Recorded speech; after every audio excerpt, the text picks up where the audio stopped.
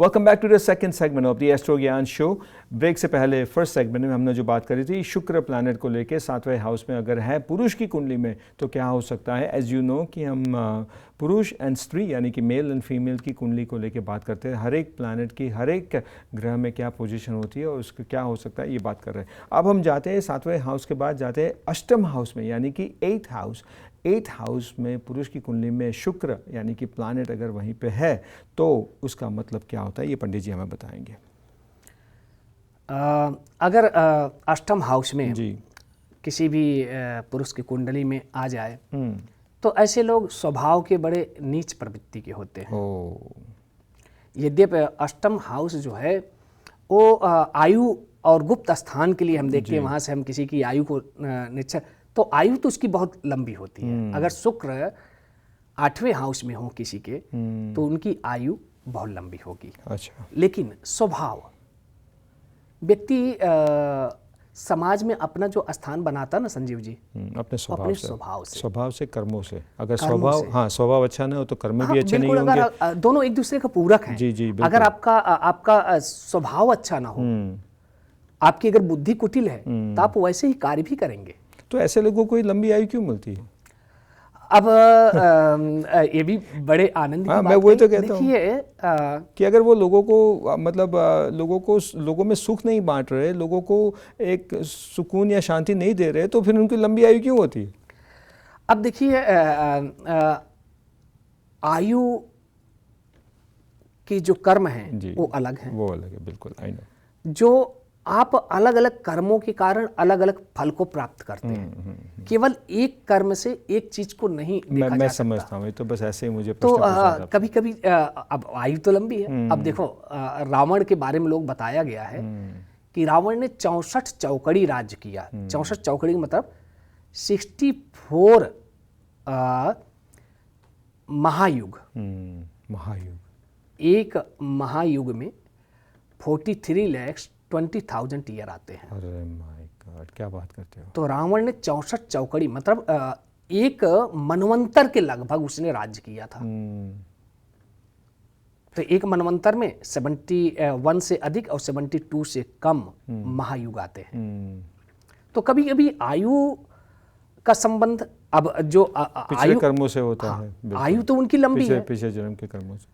और अगर मान लो कभी कभी अगर दुष्ट व्यक्ति की आयु लंबी हो जाए तो इसका मतलब उसको दुखों को भी ज्यादा भोगना है। बिल्कुल, ये बात भी है। कभी कभी तो खुद भी भोग रहा है लेकिन दूसरे लोग भी भुगत रहे हैं अगर उनका स्वभाव ऐसा है तो। एक बड़ी अच्छी लाइन लिखी है तुलसीदास जी ने। प्लीज सुनाइए प्लीज। कि तुलसीदास जी ने लिखा है कि सज्जन और दुष्ट दोनों कष्ट देने वाले हैं। अच्छा, कैसे? तो बिछुरत एक प्राण हरि लेन्हि, मिलत एक दुख दारुण देहि।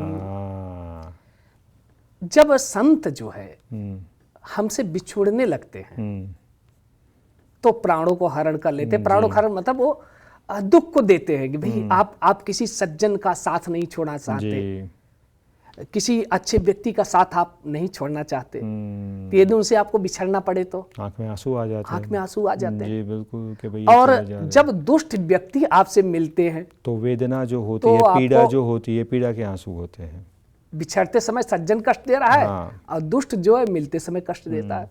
मतलब आंसू तो होते हैं लेकिन एक जो आंसू होते हैं वो मतलब अच्छे आंसू होते हैं, हर्ष वाले आंसू होते हैं कि सज्जन इतनी देर साथ रहने के बाद बिछड़ रहे तो उनको याद करने के लिए। और दुष्ट जो होता है वो जो पीड़ा देता है, जो दुख देता है, जो पेन देता है, उसके लिए आंसू होते हैं। और एक अच्छी चीज़ आपको सुना देते हैं। किसी ने लिखा है, तुलसीदास जी की ही है। मैंने रामचरितमानस का बहुत अध्ययन किया है और चूंकि हमारी अवधी भाषा में है तो इसलिए मैं मैक्सिमम एग्जाम्पल रामचरितमानस से लोगों को देता हूं। यही तो हमारे शो की खूबी है, यही बात तो जो हमारे व्यूअर्स हैं इन सबको ये पसंद आती है कि आपने रामचरितमानस जो मैं तो कहता हूँ पढ़ा तो है लेकिन कंठस्थ किया हुआ है। हाँ जी। हर एक श्लोक, हर एक शब्द, हर एक चौपाई जो होती है वो आपने कंठस्थ की हुई है। जब भी पंडित जी से बात करो थोड़ा सा भी अगर उसका स्मरण कर लेते हैं रामचरितमानस का, तुलसीदास जी का, तो वो इमीडिएटली सुना देते हैं। तो यही तो मैं कहता हूँ ये शो की खूबी है बिकॉज एस्ट्रोलॉजी ज्योतिष ज्ञान के साथ साथ ये भी आप हम सब में ज्ञान बांट रहे हैं। बिल्कुल जी। संजीव जी देखिए, हम लोगों ने ज्योतिष तो आधार स्तंभ है हमारे शो का। हमारी सारी चीज़ें ज्योतिष के ही इर्द गिर्द घूम रही हैं, लेकिन हम लोग इस शो में धर्म के बारे में, ईश्वर के बारे में, सृष्टि के बारे में, कर्मों के बारे में, मंत्रों के बारे में, सबके बारे में चर्चा कर रहे हैं। और ये जो सज्जन की बात आई तो तुलसीदास जी ने लिखा है जी कि तुलसी तहाँ न जाइए चाहे कंचन बरसे में, मतलब इसका पूरा जो लाइन है, आवत ही हर्षे नहीं, अच्छा, नैनन नहीं स्नेह, तुलसी तहाँ न जाइए चाहे कंचन बरसे में। आपके आने पर कोई प्रसन्न ना हो जाए और जाते समय उसकी आंखों में अश्रु ना आए, तो तुलसीदास जी कहते हैं कि ऐसे जगह नहीं जाना चाहिए, चाहे सोने की वर्षा क्यों ना हो। ओहो, क्या बात करते हो। तो जो संत हैं, सज्जन हैं, जब हमसे बिछुड़ने लगते हैं तो हमें कष्ट प्राप्त होता है, लेकिन वहीं पर जब दुष्ट, दानव, आसुरी प्रवृत्ति के लोग हमसे मिलते हैं तो वो हमें कष्ट देते हैं। तो दोनों कष्ट देने वाले हैं, लेकिन एक कष्ट जो है सुखद है, कष्ट होने के बाद भी हमें सुख की अनुभूति होती है, और एक है दुखद है। तो उसका मतलब ये हुआ कि आपको सज्जन भी नहीं बनना है और दुष्ट भी नहीं बनना है, दोनों के बीच में रहना है। नहीं, हमें केवल सज्जन बनना है। सज्जन भी बनना है, केवल सज्जन बनना। अच्छा, लोगों को रुलाना है फिर भी जाते वक्त। वो प्रेम के अश्रु हैं, वो करुणा उससे उत्पन्न होती है, किसी के प्रति प्रेम प्रदर्शन। संजीव जी एक चीज आप बताएं जी, कभी कभी हमें प्रेम प्रदर्शित भी करना पड़ता है। सही बात है। प्रेम अंतरंग हृदय से होता है, लेकिन कभी कभी उसे आपको प्रदर्शित भी करना चाहिए।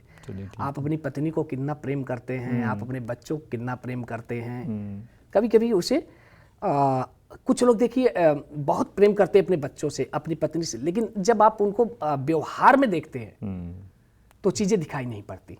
वो दिखाई नहीं देते, वो बता नहीं सकते, बयान नहीं कर सकते, ये बात भी गलत है। चलिए ठीक है, अब 8 हाउस की बात कर रहे थे, तो आपने कहा कि 8 हाउस में अगर पुरुष की कुंडली में शुक्र है तो उनकी आयु बहुत लंबी होती है, लेकिन उनके स्वभाव के बारे में बात की जाए तो वो कम्प्लीटली अपोजिट डायरेक्शन में होता है, उनका स्वभाव ठीक नहीं रहता। अब क्विकली ब्रेक में जाने से पहले 9वें हाउस के बारे में बता दीजिए प्लीज़, जल्दी से।